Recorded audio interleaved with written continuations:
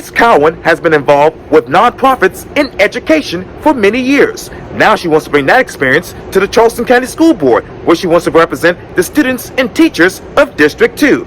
I speak exclusively with Grace for this edition of Quintin's Close-Ups. And if you haven't already, subscribe to my YouTube channel and like Quintin's Close-Ups on Facebook. Grace Cowan, welcome to Quintin's Close-Ups. Thanks for having me, Quintin. You're very welcome. Me and you actually know each other from many, many years ago when I attended the Live After 5 down at the Maritime Center. You were a very little boy, which makes me feel like a very old woman seeing you as a successful adult man, Quintin. Yeah. Yes. And, since that time, obviously, as you know, a lot has changed in Charleston. But I know that you settled here in Charleston 31 years ago, according to Ballotpedia.org. Your career spans from the music business to working in social services as an advocate for children. You have, according to Ballotpedia.org, chaired and served on several boards. So what are those boards? What are those boards? So I founded a nonprofit called Birthday Buds about 11 years ago. We are in multiple states. We're in all of South Carolina. We're in New York, New Jersey, Boston. We're getting ready to launch in Georgia. As the founder, I worked on the day-to-day operations, but now currently serve as the chair of the board for that organization. I work with Metanoia in North Charleston. I'm not on the board there. I'm on something called The Circle. I'm the chair of that group. And I've worked at a variety of other groups throughout my life. I worked with a group called Room to Grow. I've worked with the Washington Square Park in New York City Foundation, variety of nonprofits, but mostly community-based services. Community-based services. So let me ask you, why the Charleston County School Board? Why now? So, as I mentioned, I've been in the nonprofit world for after my music career. I changed over into the nonprofit world, and one of the things that I am very positive of in my life is that education is our golden goose, right? Education is the way for every single kid to have the opportunities that they should have to develop all of their talents in their lifetime. And if our schools can produce the best educated citizens, our state will thrive, our communities will thrive, everybody will do better. And so just through my experiences of working with kids and families and understanding how vital a good education is, that's what drove me to this job. So what is the state of education right now within the Charleston County School District? I think it varies. I mean, it varies on which parent you talk to. If you talk to a parent who has children at Magnet, they feel like their kids are doing great. A lot of kids at Wando, they have a great experience. But if you talk to a parent at Sanders Clyde, there are some elements that are missing. Some Shakora parents, there are very vast outcomes in our community for what people are getting out of our schools. And so I think that that's something that very much needs to be addressed. And obviously I buried the lead in the beginning of this interview, but I should have stated that obviously you're running for the Charleston County School Board to represent District 2, which is a newly created single-member district including Arndale, McClellanville, Alpha Palm, Sullivan's Island, of course, and parts of Mount Pleasant from Park West to Carolina Park across the Old Village. very big, broad scope. Yes, in all areas that we all know and love here in this community. But let me ask you this, Ms. Grace. What are the last figures of the population there when you think of District 2? The population? Yes, ma'am. So this district has about 40,000 people in it. It varies in scope of financial background, of racial background. It is all over the board on variety of people that live here. And I think that, we have, again, some great schools and we have some schools that need some help. And there's a lot going on in Carolina Park. I think, as you know, the board last week just voted to expand Carolina Park as opposed to redistrict some of the families that were there, which I think is fabulous. I think that's really, I'm glad that they were able to get that done. I think Wando is an awesome school. I think schools like East Cooper Montessori are fantastic.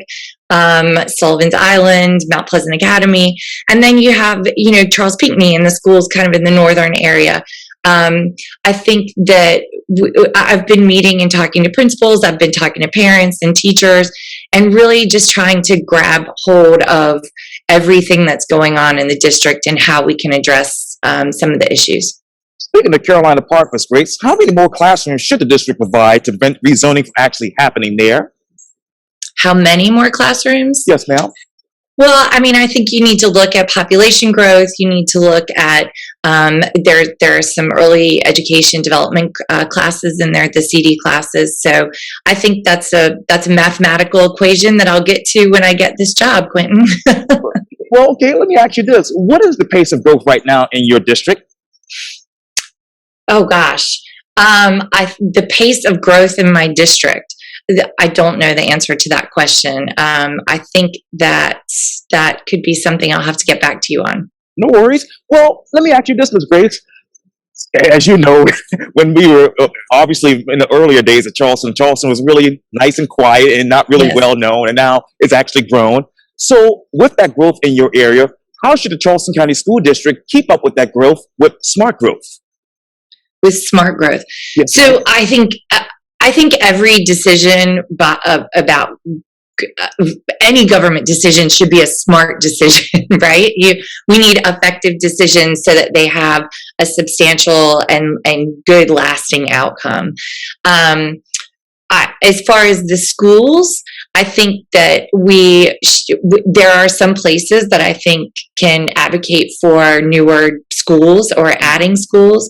I think we need to pay attention to growth. I think that is a key piece.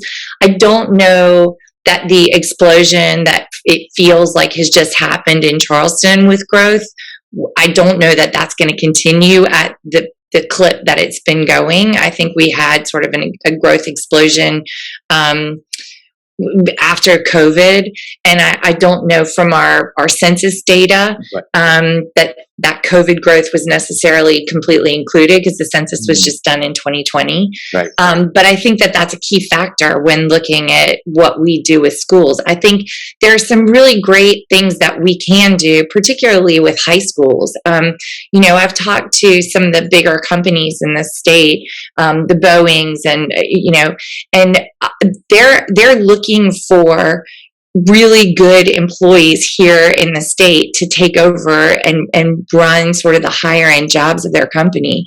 And right now they're saying that we don't produce them. We don't have enough people in the state to take these high end jobs. And I think that there are ways as we grow to really identify in our students paths into those companies so that we not only fulfill those jobs, but also attract more companies. And I want to get back to that in a second, but let me go back to Carolina Park and obviously the rezoning, issue there. When it comes to providing more of those classrooms, Ms. Grace, how much do you think that would cost cost the school district, I should say? How much do I think it would cost the school district to add classrooms? Yes, ma'am. To Carolina Park. In Carolina Park, I don't know. I think the board last week, they agreed to do that. I don't know that they've established that within the budget just yet. But I think that it's something that they have agreed to do. So I think this next board will have to figure out how to make that happen. Okay, well, let me ask you this. What should be the expansion plan for Carolina Park, in your view, as a mother and as now a Charleston County School Board candidate? What should be the view for? Well, I think that, as that neighborhood grows, the school needs to grow with it. I think that right now they're offering some early education stuff. They have the 3s and 4s in there. I think the current superintendent is doing something that I am very passionate about, which is early education centers. As you know, Mary Ford was changed into an early education center that not only encompasses 3s and 4s, but also 0 to 3. And that's a key component of getting kids on track for starting in kindergarten at the same level. And so I think as we look at potentially creating more of those early education centers, you can look at pulling those 3 and 4 CD classes out, putting that in a separate education center, and then that opens up space, as well as adding on to, adding additional classrooms in there from a building perspective. And when I look around North Mount Pleasant, because I work out there a lot for the restaurant, but let me ask you, where exactly would that early education center be in that area? So I think that's one of my platforms. That's one of my ideas. I think that I have to see who I'm working with when I get to the board. I have to talk to Don Kennedy and see what his plan is. Again, the board is ideas based, right? The board is supposed to bring in sort of big picture ideas and work with the superintendent on how to implement those. So that's one of Don's platform, Mr. Kennedy's platforms, and I think that I am a believer in that. So looking at how that plays out is, part of the job. Okay, I hate to be redundant, Ms. Grace, but you said Don Kennedy's platform. So what exactly would be your platform? Well, that is my platform. It's one of the things that I've been reading about Don Kennedy doing that I really like. I think his focus on that 0 to 3 is a key component of my belief of how to get kids, particularly by 3rd grade, reading at level. Is if you start them off in the same, category in kindergarten, you start them off in a similar place, then their trajectory is increased. Yes, ma'am. What is that trajectory right now, particularly in District 2? What is that trajectory? Yes, ma'am. So overall for 3rd graders, which is where I think it's important to look at what reading levels are, because that's the transition from when you go from learning to read to reading to learn. And for 3rd graders right now across the board, it's 52%. We haven't done specific, I can go through and look at the specific schools, which are all kind of in the same range. And that's an aggregate number. When you break that number down, you have about 77% of white kids reading at grade level in 3rd grade, and about 23% of African American students reading at grade level, and about 24% of Hispanic students reading at grade level in the 3rd grade. So I think that's where you start talking about an achievement gap, and that's the achievement gap right there. And that is something that's another piece of my platform that I think we need to aggressively address. And this is another redundant question, Ms. Grace, but how do you close that achievement gap right now? I think things like looking at the 0 to 3 early education centers are key.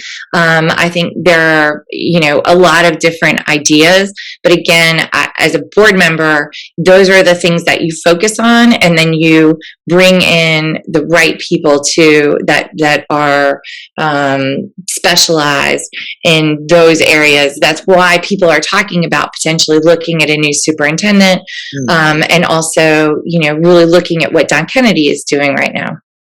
Let me jump right into it. I know the board is basically proposing to delegate the majority of its policy decisions to the superintendent, reportedly, according to my research and reports. What best practices can come out of all of this, Ms. Grace?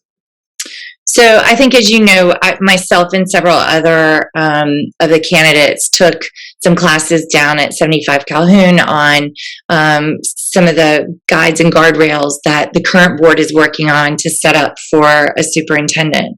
I think, when you find, I think putting the best people in jobs makes systems work, right? And so the board ultimately is charged with overseeing, making sure that our public school system is running at high capacity as well as it possibly can with the best people in place. That's what I would say. And I think the board ultimately has oversight on everything that the superintendent does. But I think over the last several years, the board has gotten caught up in having to manage some things that probably they shouldn't be managing. So what are those things that they're managing now that should just be left to the superintendent? Oh, Quintin. I think there are a whole bunch of different things. We could talk for days on, on things that I think the new board could do better than the old boards. I think that we have a big job ahead of us. I think that there are a lot of varying opinions. I think one thing that I've been very careful about in this race is not making specific promises of exactly what I'm going to do. The board is only as good as the whole of its sum. So, I have to wait and see what happens on election day, see who we're working together with, and understanding what the top 3 priorities for this next board are. Hey, I'm mixing the questions up a little bit, but let me ask you this. With all the changes that are going on the school board right now with board governance, shouldn't this new superintendent search be left to the new school board? Absolutely. Yes, absolutely. Now, I know that the board is obviously, most of those items that are being turned over to superintendent are essentially items that still needs the board's approval, reportedly. So how do they make this make sense? Wait, ask me that question one more time. Yes, ma'am. I know that the items that are being turned over to the superintendent, like you just mentioned, some of the things that should be delegated to the superintendent are essentially items that still need the board's approval. So how do they make this make sense? Well, I think that they're trying to lay the groundwork for the next board to be able to step in and part of I think what is a big deal about this election is that there is the potential for all 9 people on this board to be brand new, and many of us are preparing for that learning curve right now, so that when we step in, we're ready to go on day 1. As soon as the election happens, they'll certify the election, and then the new board will be sitting in those chairs. So I think the current board, in anticipation that this could potentially be 9 people that have never had this job before, they're trying to at least lay some groundwork so that it's not, just an undone situation when we walk in. And I know that the board is also proposing that potential board candidates be trained in their new governance concept. Are there any examples of that elsewhere in South Carolina? Of governance? Yes, ma'am. I think that I'm not sure in South Carolina, but I do know that the group that they're working with, they're board members from around the country, they're educators, they are past principals. The group that the candidates that I went to with one of those training meetings was very knowledgeable, very intelligent. I've gone through and read a lot of their things that are on the CCSD website of what they've done so far, and it's really thorough and knowledgeable. So, if the board and the superintendent are to really, in some people's mind, have a partnership, then how should those policies align and actually follow the law? Are those policies following the law? Yes, ma'am. Is that? Yeah. If the board and the superintendent are to have really a partnership in some people's mind, then how should those policies align and follow by the law? So I don't know what you mean by following the law. This new board structure.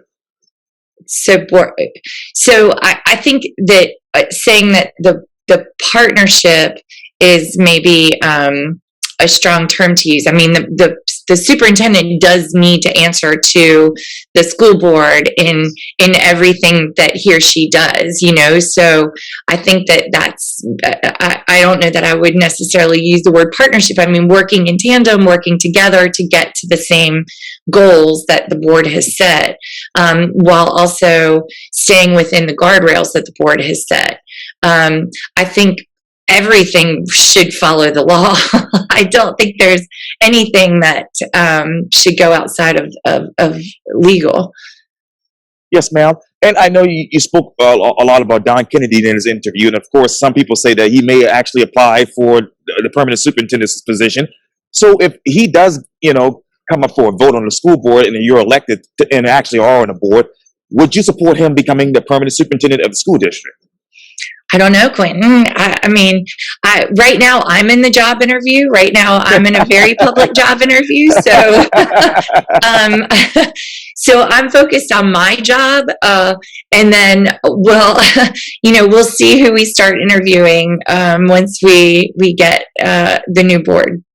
Okay, and let me go back to District 2, Miss Grace. Obviously, there's a lot of things going on right there. And I know you mentioned earlier about learning curves that obviously the new school board will have to tackle. So when it comes to education and with those students in District 2, what are the learning curves that they have right now besides obviously reading levels? For the students? Yes, ma'am. Oh, I was talking about learning curves for the board members. Oh, yeah. Um, Yeah, you talk about learning curves for the school board, and I know there are learning curves for students right now in education. What exactly are those right now in District 2? I know you mentioned earlier reading levels for mostly minorities. Sure. Well, I think reading level across the board, if you say 52% of students are reading at grade level in third grade, it's across the board. I think, you know, as far as learning curve for students, I mean, we're still coming out of COVID, right? So kids are still trying to sort of get back into that groove. I think parents are still kind of trying to get back into the groove. I mean, I don't know that learning curve is necessarily the term that I would use, but possibly just Learning being loss? hyper focused on you know, getting kids up to a high level of understanding of math, of reading, of science, of history. Yes. One thing that I really love about some of the current education going around is integrating all of those subjects, right? So if you're learning words and vocabulary, they translate into math, and those math words translate into science. And so you're not just doing memorization type stuff, you're actually applying those words into and seeing them in real time happen. I think that those are really important ways that some teachers are teaching. I've been on the ground talking to teachers a lot lately, and you know, they're really big into that method of teaching. I think that one thing that the teachers have all said to me is that before the board implements things from the top, it's really important to understand from the teachers on the ground how those things are going to look in the classroom. And I think that that's a key piece of what this next board needs to really pay attention to, is before they make decisions that affect all of our teachers and principals, is really understanding what it's going to look on the ground. I know hypothetically, well, I'll talk to you about it from a hypothetical standpoint, that is, but obviously the reimagining proposal was not passed. So if that were to pass in the Charleston County School District, how would that look for the teachers in your mind if that were to pass? I think that reimagined proposal is a thing of the past, Quintin. I don't think that's coming. Right. I don't think that's going to be part of our conversation with this next board. But let me ask you this. You talked a lot about COVID and obviously, you know, situations with the kids, you know, as far as learning. So what was that learning loss for the students during COVID in District 2? I mean, I think the learning loss was across the board. I think, you know, there were some families that were hit harder with it than others. I think there are some parts of District 2 that don't have great Wi-Fi, and so those kids weren't able to learn like the kids that did have good Wi-Fi. We had those buses set up. We had, you know, some places that you could go. But Right. I was talking to a teacher from Mitchell Elementary the other night, and she was kind of giving me you know, reinforcing a lot of, we were just talking about, you know, how hard a lot of her kids were hit during COVID for a variety of different reasons. And that's the case too in District 2 as well, because there are portions of this district that you know, don't have Wi-Fi, that still, or have weak Wi-Fi, or and so that's a huge problem. Wow. Let me go back to the reimagined proposal. You said that it, quote, is the thing of the past, unquote. But should that ever have been brought to the school board in the beginning? I mean, you know, I'm a believer that we should read everything. I don't think we should turn away any new ideas, but I think that with every idea, the place where you need to start with those ideas is with teachers, and then with principals and the people actually implementing what these ideas are. And so I'm not, like I said, I'm not against hearing anyone's proposals, but I don't know that the board needs to just implement new things over and over without having like a true understanding of parents, teachers, principals, and how this is going to look as we move forward. I know you have talked to a lot of the student, the parents and the teachers and principals lately. So what it is getting from you as far as communication from the school district? Do they feel like the school district's being transparent in your mind?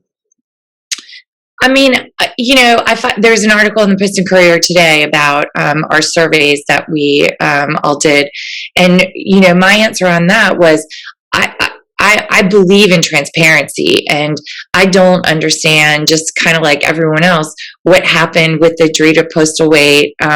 Like how, that feels like it wasn't really discussed, and the public doesn't know really truly what happened.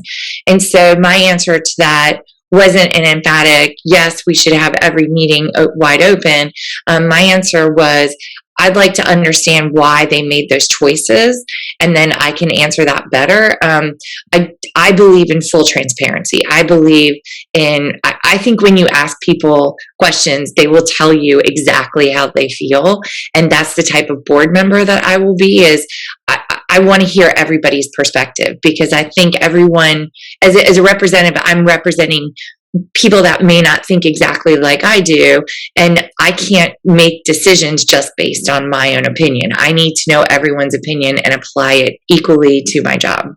And going back to District 2 with the COVID issues with Wi-Fi, should South Carolina make internet a utility?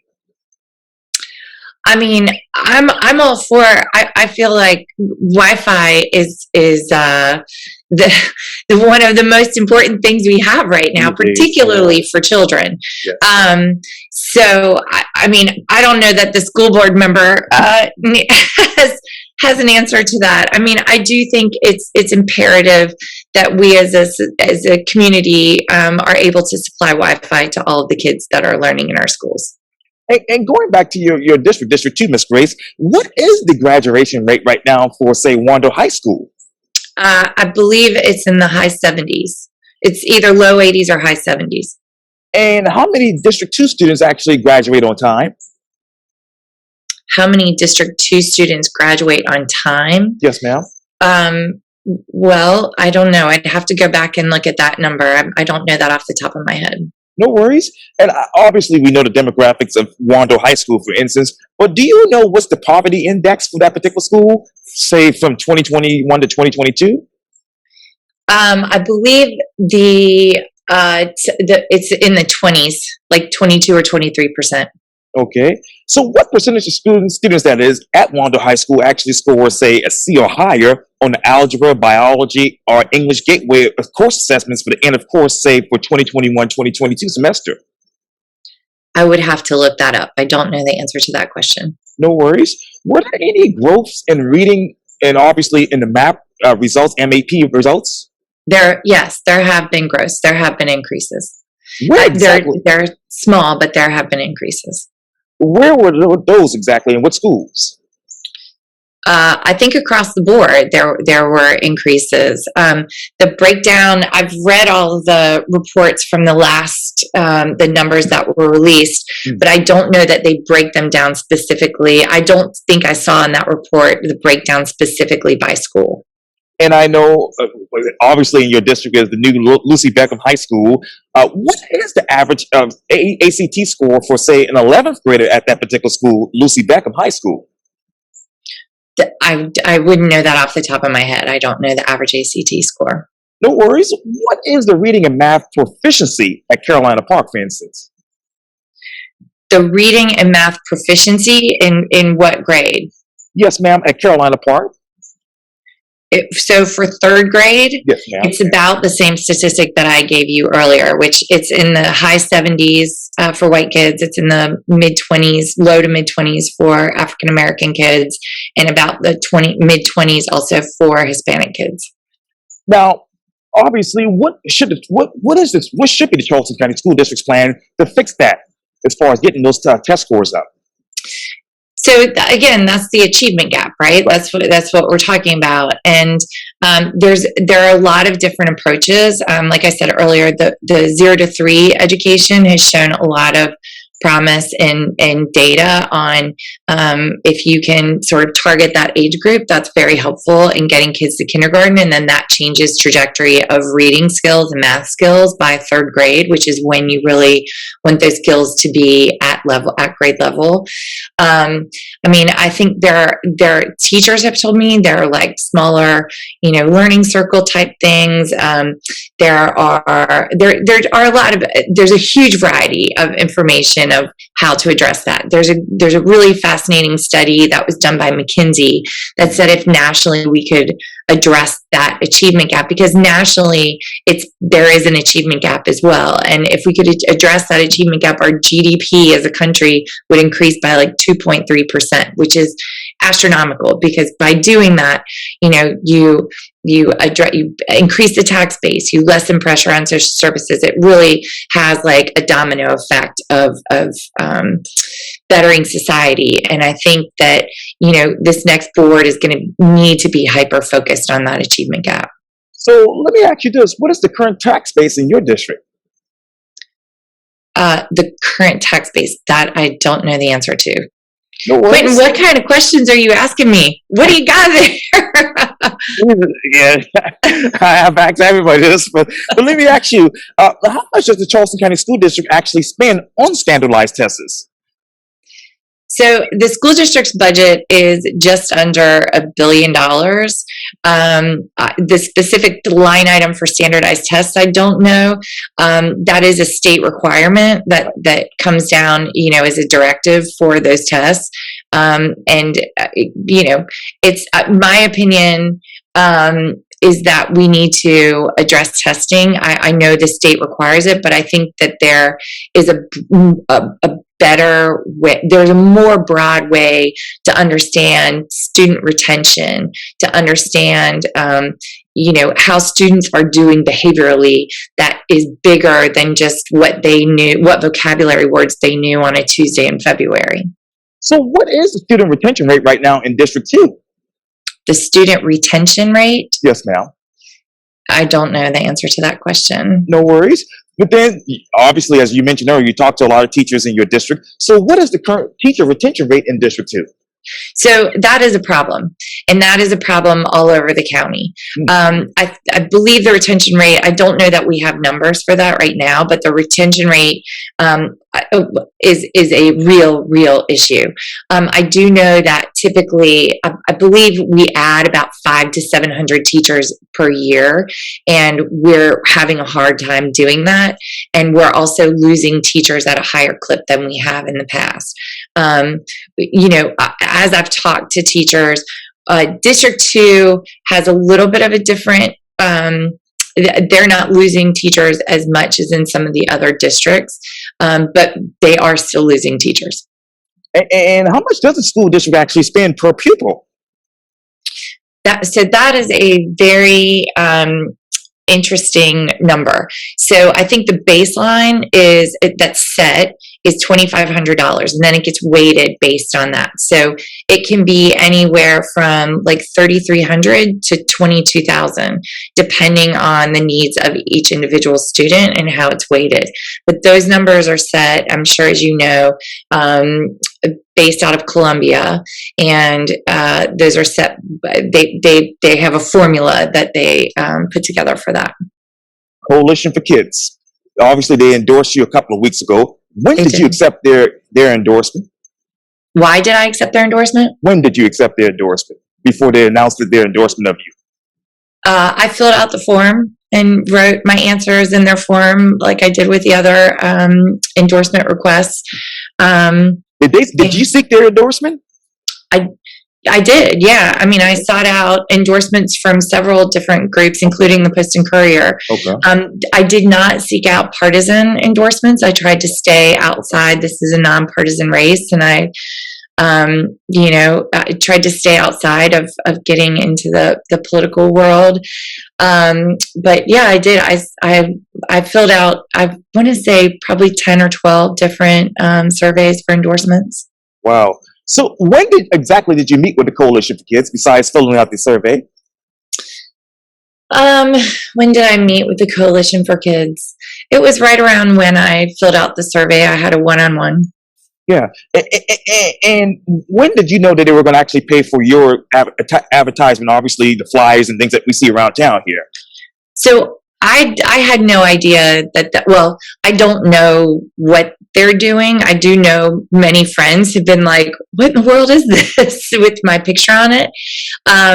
They do, as many PACs do, or I don't know that they're technically a PAC, but as groups do, they endorse candidates through marketing. I've raised a pretty substantial amount of money on my own, and I have very much my own marketing that's going out. I have 3 flyers. I have quite a bit I've done a lot of meet and greets and a lot of parties. So, but Grace, as much as I love you, let me ask you this: do you understand that the PAC is spending money on your campaign, the campaign that is, and promoting you is actually accepting their financial support? I mean, I understand that that's how that works. I understand that's part of our political system.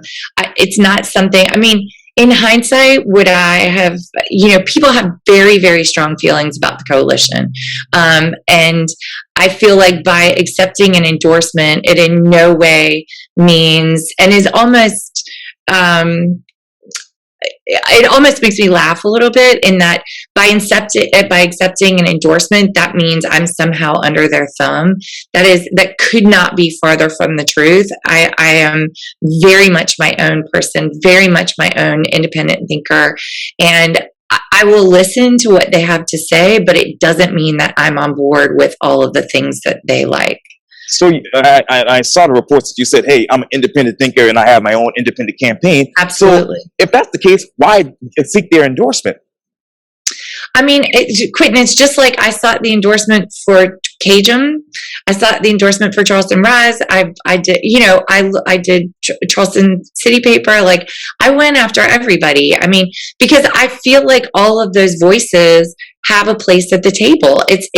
Those are groups that represent a lot of people within our community. And, if I can reach those voices throughout the campaign, I think that that's important. Should Coalition for Kids be at the table? I mean, I think everybody should be at the table. I think everyone's voices should be heard in this community. And I think, again, a lot of people have very strong feelings about a lot of really complicated issues. And so I think that, like, as a community, we should all be communicating to each other in a productive way. It doesn't mean that because you're communicating, that means that's your opinion. You know what I mean? Yes, ma'am. Now, obviously, you're going to be on the school board. Do you have any kids that are personally in public schools? Do you know something I don't know, Quintin? I'm going to be on the school. Do you know I'm going to be on the school board? I hope I win this job. I don't know, So I have 2 daughters. I have a 15-year-old and a 12-year-old. We lived for a short time out of the state. So when we moved back here just before COVID, I had one that was going into middle school or into like junior high, and one that was going into grade school. So the little one we put in Sullivan's Island, which is around the corner from where we live. And the older one, we let her make a decision where she wanted to go based on her learning style. Was that private? It was Ashley Hall. Okay. Well, I got less than a second. Grace, thank you so much for your time here on Quintin's Close-Ups. Oh, thanks. You're welcome.